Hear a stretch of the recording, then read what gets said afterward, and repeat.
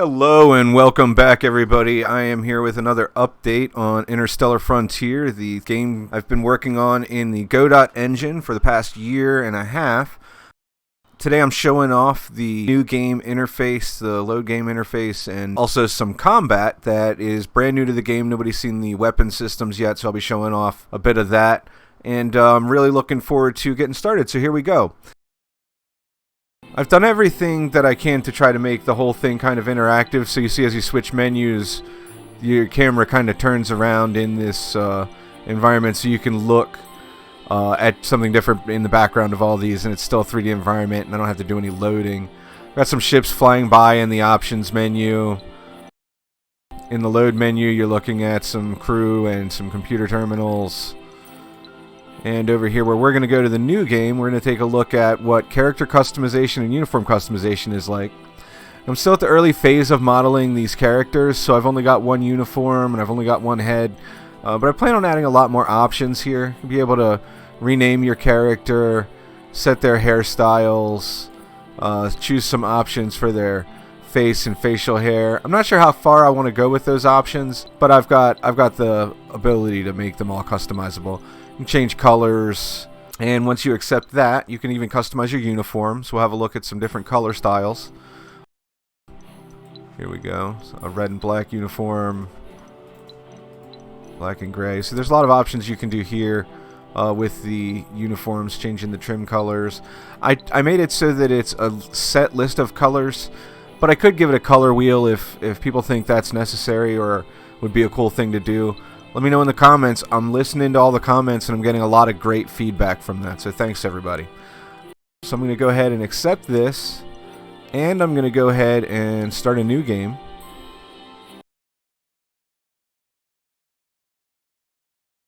You start here right outside the doors to the bridge, and you're in first person view. I'm going to go straight into the bridge and do some starship stuff, and then I'm going to take a quick look around and show some of the interiors that I've been working on.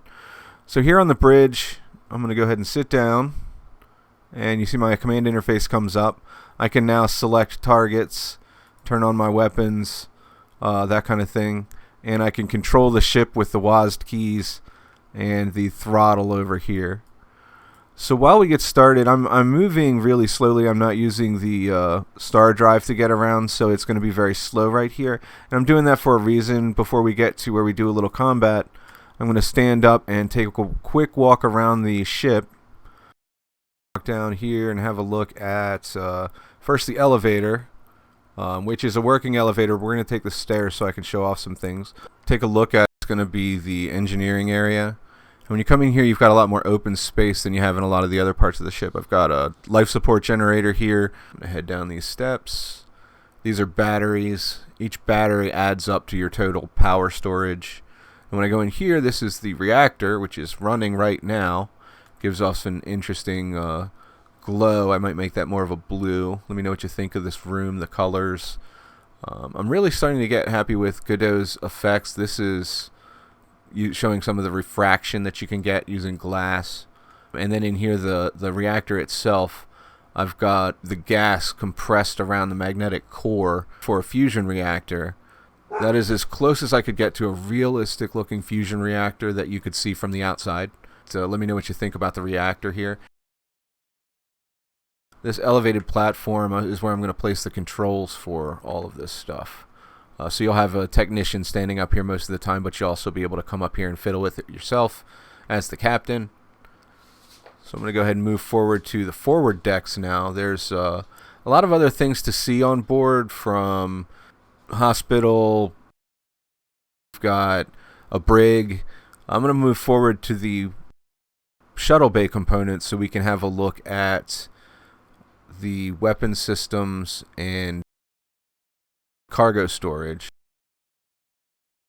Those are the most densely populated areas right now in terms of equipment. So you can see here there is an external part of that system and an internal part of that system. This is a particle beam cannon, and inside it's a large capacitor and a connection to this outside component, which then is kind of a ball turret which will fire your beam cannons.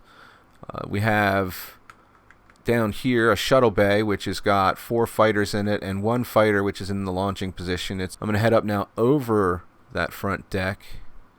It looks like I need some lighting in here. I haven't got the lights up.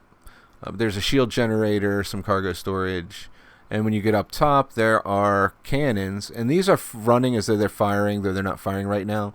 The cannons have a left and right barrel, so these will move to advance the cartridges in the barrel, and this is how your kinetic cannons will reload.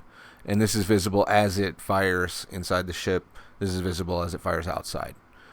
You can also come up here and have a look at your cannons firing. We'll do that in a moment, but you can see them outside the ship already.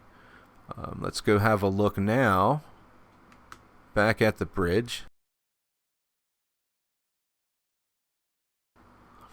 Alright, so we're almost in range of this target here, and before he starts shooting at us, I want to take a look at some new camera modes. So the interior from sitting in the captain's chair is what we're in right now. You've also got a standing first-person view, and you can issue some orders and combat will happen while you're in this view. You can go and look out windows or go to a different station. When you're at a station, you can take over the ship in an external view or from the internal view where you have control with the WASD keys. The external views, I think, are probably the best for situational awareness in combat. This is just kind of an orbital camera that lets you look around your ship. You have the same when you select an enemy or a target. You can select them and then zoom up and view that enemy. And we've apparently come into range because I have my throttle set very low, but we've come into range, so they've started firing at us, and our forward shields are going down.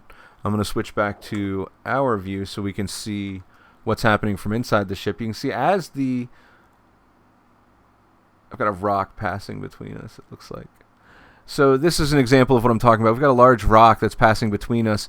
He had to hold his fire while the rock was between us. That rock is orbiting this large rock in the center. So we have an environment where you can hide and fly around these rocks. They're going to move around too, so you might be hit by them. But because they're orbiting like a central object, you don't have to worry about them flying out of the play space. There will, of course, be open, empty spaces. But when you come into orbit around a planet or want to find some place to drop out in space, typically these kind of areas you'll want to go there. There'll be areas of interest. So I'm going to go ahead and approach this enemy. And I'm going to show you some more camera modes. I'm going to go back external.